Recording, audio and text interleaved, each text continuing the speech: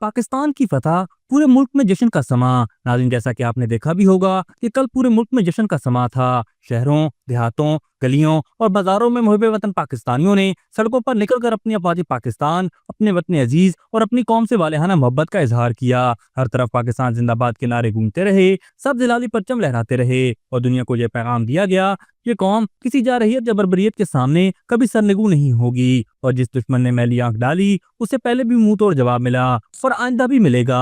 नाज़रीन, भारत की तरफ से की गई बिला इश्तिहाल जारहियत के बावजूद पाकिस्तान ने सब्र तहम्मुल, हिकमत और महारत के साथ जवाब दिया। न सिर्फ भारतीय प्यारे गिराए बल्कि पूरे एस्केलेशन लैडर पर कंट्रोल भी अपने पास रखा। इसकी हकीकत आज इंटरनेशनल मीडिया भी सामने ला रहा है कि भारत अपने मुतकब्बर रवैये के बावजूद अमरीकी इंतजामिया से सीज फायर की दरखास्त करने पर मजबूर हुआ। भारतीय हुकाम कभी सोच भी नहीं सकते थे कि पाकिस्तानी अफवाज इस कदर फैसला कुन और मौसर रद्द-ए-अमल देंगी, लेकिन हमने एक बार फिर दुनिया को दिखा दिया कि अफवाज पाकिस्तान सिर्फ वतन का दिफा ही नहीं करती बल्कि पूरे उम्मत मुस्लिमा का फख्र भी हैं। चाहे तुर्की हो, आज़रबाईजान, मलेशिया या दूसरे इस्लामी ममालिक, सब ने यकजुबां होकर पाकिस्तान की हिमायत का ऐलान किया। इसके अलावा पाकिस्तानी मईशत भी फतह की गूंज में मुस्तहकम हो रही है। पाकिस्तान स्टॉक एक्सचेंज में 8,000 पॉइंट्स का तारीखी इजाफा हुआ है, जो अवाम और सरमायाकारों के एतमाद की अलामत है। सदर ट्रंप समेत आलमी क़यादत पाकिस्तान के साथ मुआशी ताल्लुकात को फ़रोग़ देने की बात कर रही है और दुनिया आज तस्लीम कर रही है कि पाकिस्तान न सिर्फ दिफाई एतबार से मजबूत है बल्कि मुआशी मैदान में भी